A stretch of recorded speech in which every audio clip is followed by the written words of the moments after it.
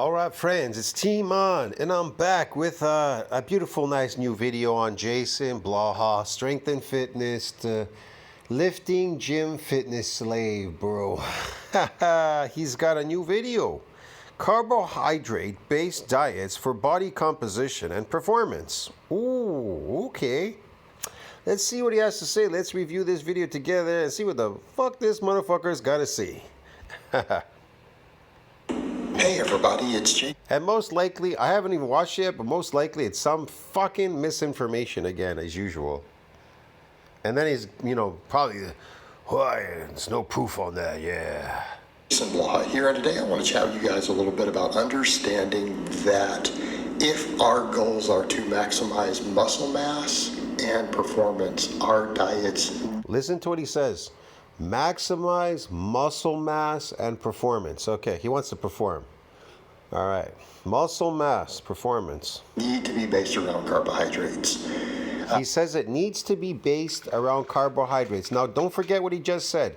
It needs to be, if you want to get mass, get mass, like muscle mass and performance, it needs to be based around carbohydrates. Just don't forget what he just said. And I'm not saying there's not an essential need for fats, and I'm not saying we don't need Look, I'm going to tell you the truth, man. You just need your natural diet. What is natural? Animals are natural. The fat in animals, the organs and everything, the blood is all natural. You can eat that. It's natural. And you'll be healthier than a bull. Protein. But at the end of the day, most of us who are trying to gain muscle or perform well, our calorie needs are high enough that there's no way to make protein a dominant macronutrient anyway, so that shouldn't even be... No, this protein thing it's a highly nutrient dense. That's what meat is. I don't know what he's talking about, but okay. ...on the table. And I want to get out of the way up front. When I've talked about protein overfeeding, that's usually in the context of trying to use it as a body fat burning tool. Okay. Protein as a body fat burning tool. Yeah, I don't know, man. Your body works the way it does out in nature. If you're eating in abundance, a high nutrient based whatever diet, then your body would automatically drop body fat. But if you're in a deficit and you start starving, you're not eating enough, your body recognizes that. Defense mechanisms come on and it starts storing whatever's coming in, it starts storing it as fat. Why? Because it thinks it's going through a famine, so it has to carry you through a famine. It doesn't know anything about gyms. Your body doesn't know anything about gyms and fitness. They don't exist in nature. What exists in nature are famines, right? And then feasting, right? Body fat lowers when feasting, high nutrient diet. When you're going through times of trouble, it'll start to store fat and to try to keep you alive. That's the whole point. And then it starts to tap in on the fat stores when you come to the point where you can barely eat and you're actually starving, it'll tap into the fat stores before it ever taps into the muscle or the bone or the brain or whatever else to draw, or the skin to draw more resources to keep you alive. Your body will do whatever it takes to keep you alive. That's what its job is. It isn't there to poison you, give you disease, cancer, or anything like that. That is the cause of you poisoning your body, causing disruptions in DNA. Okay. And I've tried to make that very clear when I've discussed protein overfeeding. There is no evidence whatsoever, none, that exceeding 1 grams of protein per kilogram of body weight. You want to make a bet? He just lied.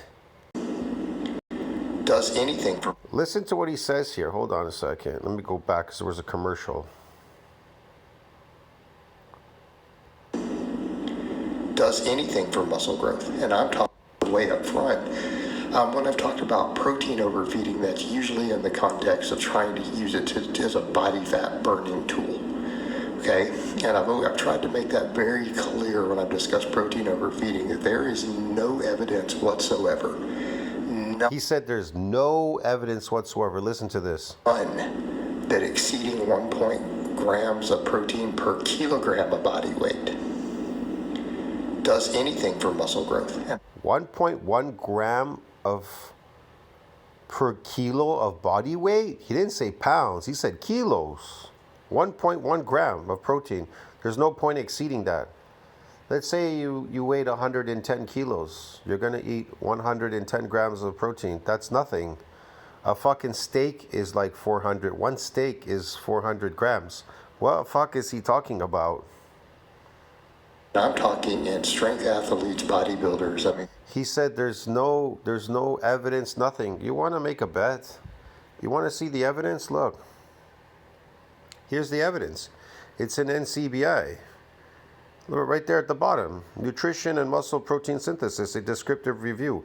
They always put the tag part at the top, the most important part. It says here, resistance exercise, nutrition, and protein synthesis. If muscle is going to see mass, listen to what they say. If muscle is going to see mass, protein synthesis must exceed what? Protein breakdown. Do you understand what that means? It means that that muscle is continuously breaking down and building up proteins. You need to shut it off. It's not based on 1 gram per body weight of whatever kilo of body weight, 1 gram. It is you need to exceed protein breakdown. What does that mean? Anabolic growth state. You need to eat so much that you need to not be hungry. You need to be in a positive nitrogen balance. You need to shut off the catabolic hormone. Now, as far as I know, back in the day, they used to sell these sticks way back, I don't know, 20, 30 years ago. GNC used to sell these sticks. They're nitrogen balance sticks. You could check your nitrogen balance to see what it was at. Well, I don't need a stick to tell me that if I'm full eating for hours and hours a day, 6, 10 hours a day eating, and I'm completely fucking full every single day, I don't wake up hungry, I go to sleep, I'm not hungry. I know I'm in an anabolic growth state, it's kind of obvious, and you'll look and feel bigger and stronger because you've turned off the you've shut off the you've suppressed the catabolic hormone. The catabolic hormone has now converted to an androgen, so it doesn't have to compete with the myocytic androgen receptor. That's why there's no breakdown. Get it? You've got more hormones. There's a buildup now. There isn't anything breaking. There isn't anything hindering to break down proteins. You're now building mass, but you won't build any mass, real mass, on the myofibrillar mass in proteins if it doesn't exceed that breakdown. While it may be a common view, resistance training as a powerful stimulus for protein synthesis, yeah, it helps. It also is important to recognize it is a signal for what? Protein breakdown. So you going into the gym, breaking down proteins, lifting like this lifting slave, okay, 24 hours a day, well, guess what's going to happen, man?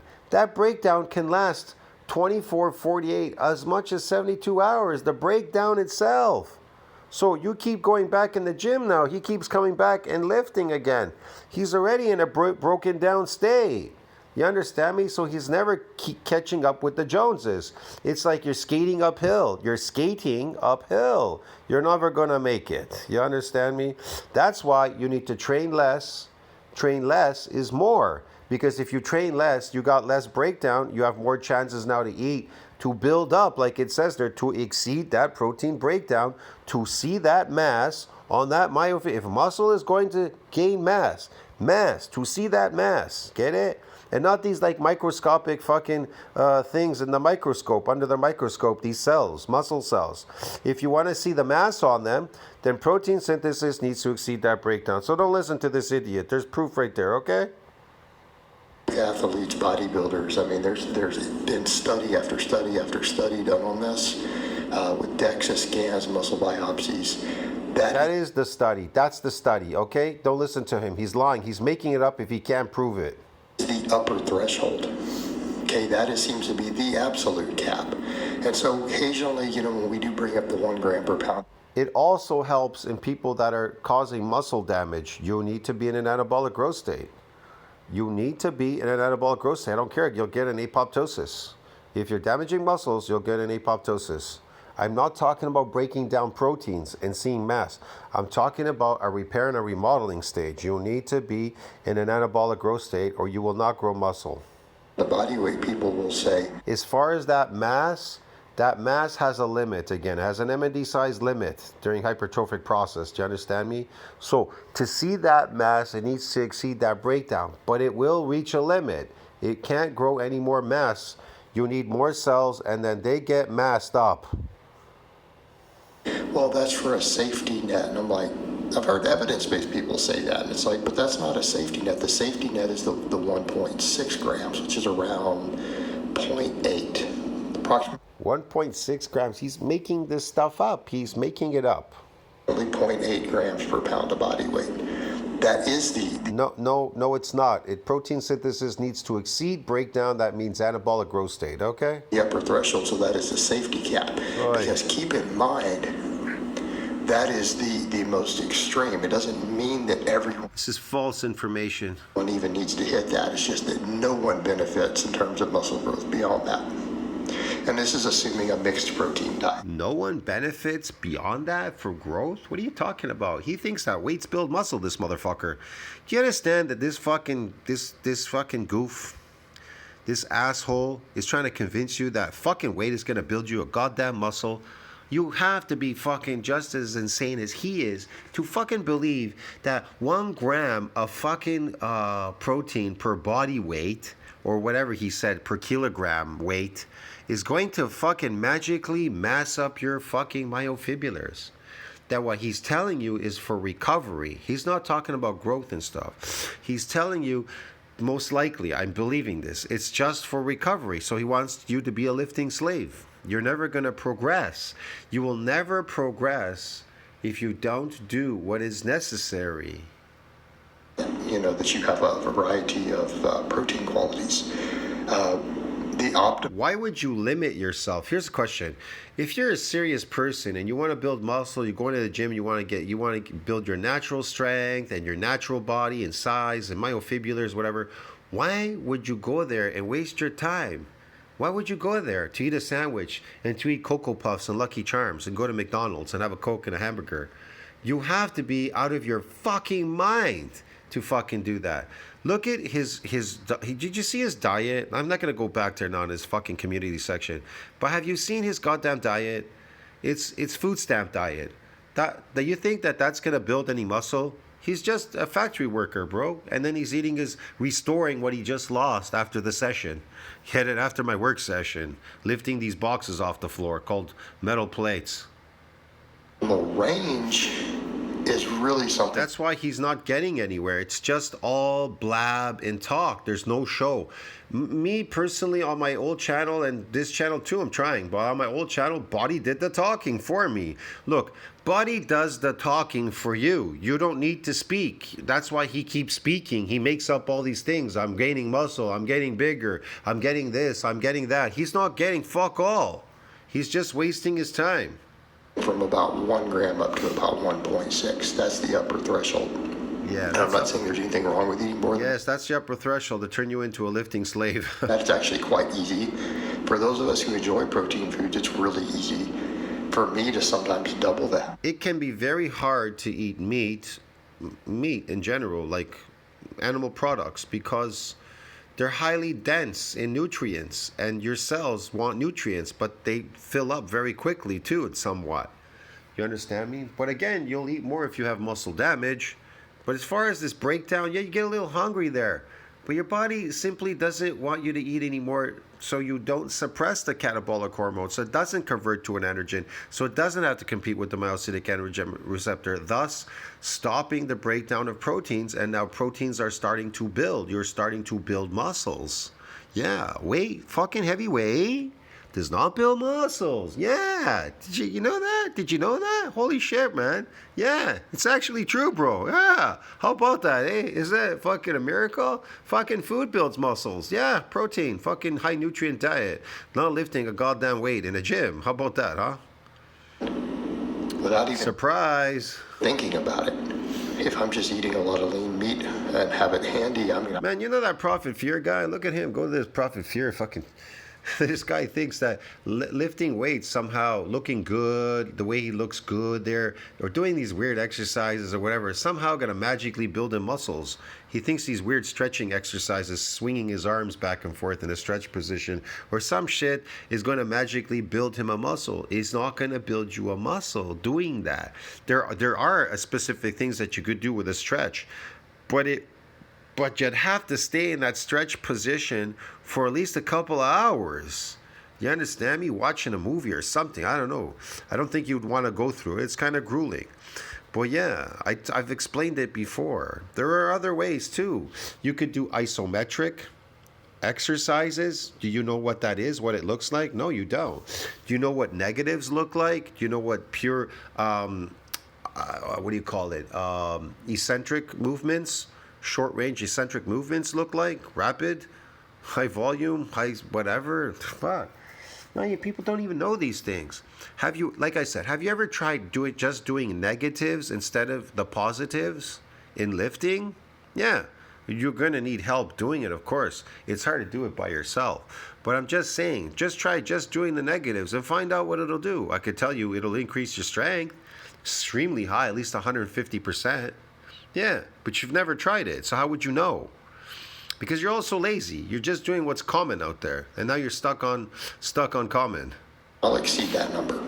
But the point is, there's no muscle growth benefits beyond that. There are going to be some other metabolic benefits. I like where he says there's no muscle benefits beyond 1 gram per kilo. Some metabolic benefits. Oh man, I just told you, protein synthesis needs to exceed that breakdown to see that mass. That's why he has no muscle on his body whatsoever. He's never caused any damage. He never injured the fibers to get more of these nuclei or anything, or a repair or remodeling or anything of new fibers, any of those things, nor has he built the mass on his myofibrillar. It's just a regular dude. There can be some benefits for some fat burning, possible connective tissue healing, things like that, right? Injury recovery from surgeries, yeah, those things, absolutely. But when we were talking... Yeah, you want to know how these burn victims recovered? They gave them 36 raw eggs per day. Why do you think they gave them 36 raw eggs per day to eat? To keep them in what? An anabolic growth state. And I don't know, eggs in those days, they were probably they were free-range chickens, so the nutrients are probably much higher. The yolks were probably red, and just it was a better egg, all-around egg back then in those days. I don't know. The eggs now, they're so yellow, they're putrid. They smell and they taste like shit. They're so low in nutrient value because the chickens, they are what they eat. Low value. So you eat that, you'd have to eat fucking 10 just to make up for 4 eggs of nutrients, lack of nutrients. Gotta eat 10, a whole pack, whatever. You'd have to eat fucking, I don't know. Look, if you eat 12 raw eggs, that would be like eating the equivalent of 6 back then, probably. I don't know, or 4. So yeah, that's why they give it to them, because it needs to exceed that breakdown to shut off the catabolic hormone, so you're in anabolic growth state. That's why they gave 36 eggs to these burn victims. Got it? Purely muscle growth, those are the upper thresholds. And it's not about how much is used to build muscle. Okay, because that's only like a gram or 2 a day. We're talking about muscle protein synthesis and net growth as a result of it. So that's the thing to think about. Number 2, we'll come over to fat. Holy shit, look at this clown, man, lifting this weight, bouncing it on the floor like a yo-yo. Fat can provide calories. It can provide energy. This guy's totally sick. There's no negative here. It just like drops it on the floor. Rest and other things. Fat. You get way more out of the negatives than you do the positive. Did you know that? Fat is useful when you cannot force down enough calories. For someone who's trying to gain weight, for example, or to even maintain weight. Trying to gain weight, force down calories. Gaining weight is not gaining muscle. Right? That makes sense because we can use it as an energy-dense fuel source. But in terms God, he looks terrible. of its actual contribution to anything anabolic, it has no value. Sure it does. It has value. It makes you anabolic protein. People say, what? It doesn't positively impact your anabolic hormones. Yes, it does. It positively impacts your hormones. When protein synthesis exceeds protein breakdown, that means the catabolic hormone has been converted to an androgen, so it doesn't have to compete with the myocytic androgen receptor. That's what makes you anabolic. Yeah, I don't know what he's talking about. He's crazy. when compared to carbohydrates. It is inferior. It's inferior to both Okay, carbohydrates not all carbs are the same. You want to use complex carbohydrates because they don't spike your insulin. Just if you're eating carbs, these simple carbs and carbs, whatever, they'll spike your insulin. That will make you insulin resistant. That's why you want to use complex carbohydrates. They will spare that protein. Supposedly, they'll spare the protein, what you're eating as well. They'll use that as the energy source, spare the protein, so it can repair, remodel, and the mass on the myofibrillars will get bigger. So you can eat complex carbohydrates. I wouldn't go too crazy with it, but yeah, you can eat it. You can eat them, and yeah, it'll increase the sarcoplasm as well. It'll get bigger as well because it'll load this glycogen in there. Like I told people before, for every gram of glycogen, 3 grams of water are drawn between the skin and muscle into the muscle. So yeah. Carbohydrate and protein for that. And people have this bizarre notion that they're going to get the most testosterone levels, as if Actually, it's the insulin that you want that is being produced by the slow absorbing complex carbohydrates because it's not spiking your insulin. The insulin is increasing, but it's not spiking. And so it's anabolic. It's anabolic, so it's going to help you. Again, you've shut off the catabolic hormone. None of these catabolic hormones, they're all shut off. They have been converted to androgen, so there's nothing to compete now with the myocytic androgen receptor. Fluctuations in the normal range have any benefit for muscle growth? They don't. Yeah, they do. He's lying. They don't. They do. The reason people use super physiological amounts, that's when it starts to matter. Minor fluctuations. Date night dishes, episode 11, popcorn chicken. Super physiological amounts, that's when it starts to matter. Minor fluctuations in that's when it starts to matter, using physiological amounts. Well, yeah, that's the whole point. Normal range do not even register on the muscle growth point. Oh, normal range. If you're eating normal meals, like 3 meals a day, yeah, that's not going to do shit. But also, your body can make testosterone in the absence of And so testosterone, your body makes testosterone all the time. It fluctuates during the day, it goes up, down, up, depends. Dietary fat. That's not really part of the situation. Well, you need animal fat will help you create more testosterone. That's for sure. I know that for a fact. To the degree that you would think it would be, at least not chronic. Yeah, it would. All right. What are our perks here? Why does this matter? Number one, it's our training field for all high intensity activity, and it can still be used. It's diverse. In other words, only really low intensity activity, aerobic activity can burn fat, but anaerobic can burn fat. Man, if you just eat carnivore diet, your fat will just fucking pretty much melt off, but yeah. Anaerobic activity both is extremely anabolic. It absolutely impacts muscle growth. It absolutely impacts. People worry about insulin. Insulin is insulin resistant. Insulin is anabolic. But eating insulinogenic foods when you have a high insulin sensitivity in your muscle tissue is extremely anabolic. It absolutely impacts muscle growth. It absolutely impacts recovery. That's why I try to tell you about complex carbohydrates.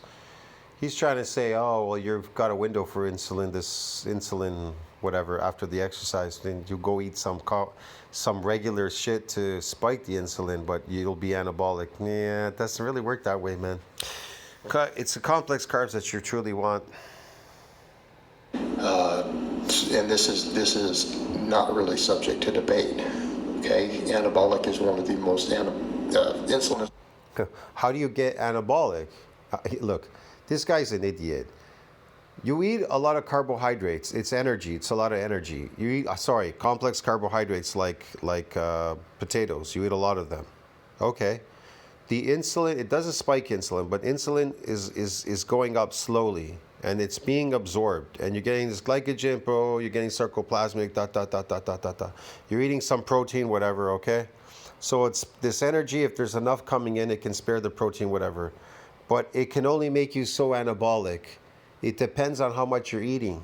You need to eat astronomically high amounts of animal protein and these complex carbohydrates. They could go together to maximize that growth. You understand me? But if you don't even have complex carbohydrates, your body will still make ketones, but it won't be as strong as the complex carbohydrate.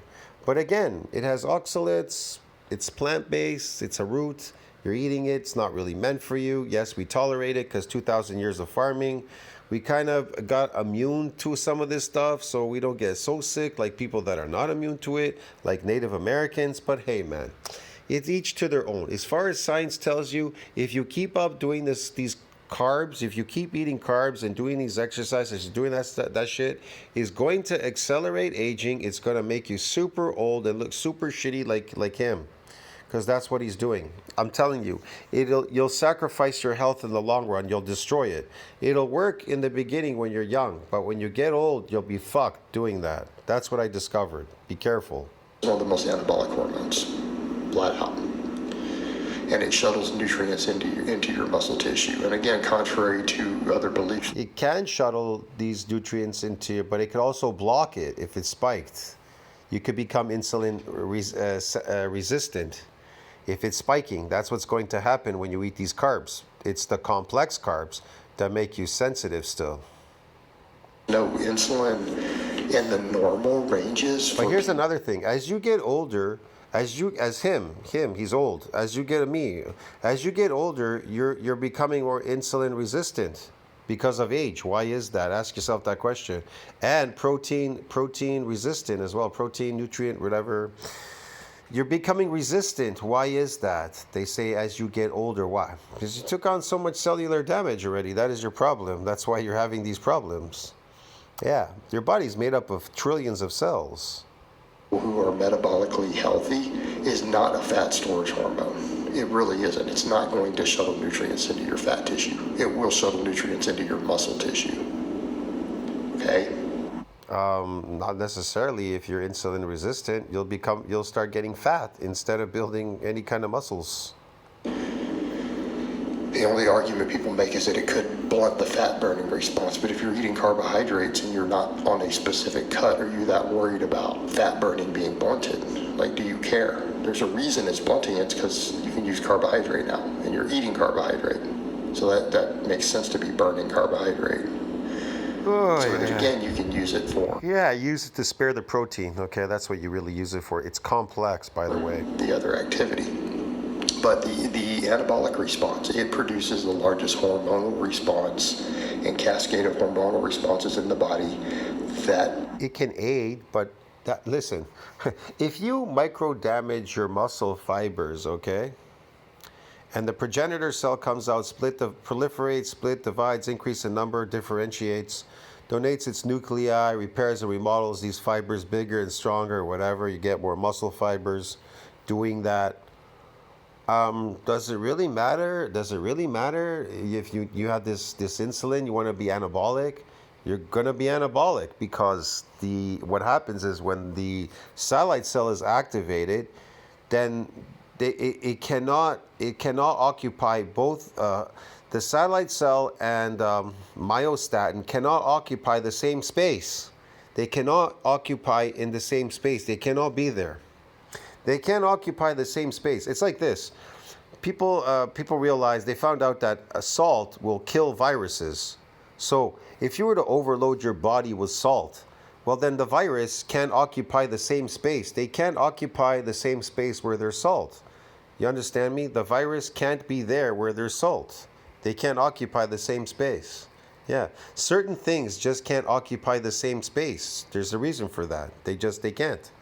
And just like this, what he's talking about, the hormone thing, the myostatin cannot occupy the same space where the satellite cell is activated out of quiescence. Get it, man?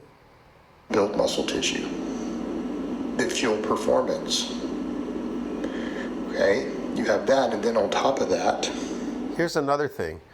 And if protein synthesis exceeds this breakdown, again, myostatin hormone cannot occupy the same space where the catabolic hormone is now suppressed, is converted to an androgen, so it doesn't have to compete with the myocytic androgen receptor. It cannot occupy the same space. Get it, man? What is insulin and carbohydrate associated with hormonally? Lowering SHBG. So all these people talk about free testosterone, carbohydrates. And when I say carbohydrates, again, I want to be clear, we're talking about glucose-based or carbohydrates. Again, you don't need to worry about testosterone. If protein exceeds its breakdown, then the catabolic hormone is being suppressed. It's suppressed because you're anabolic.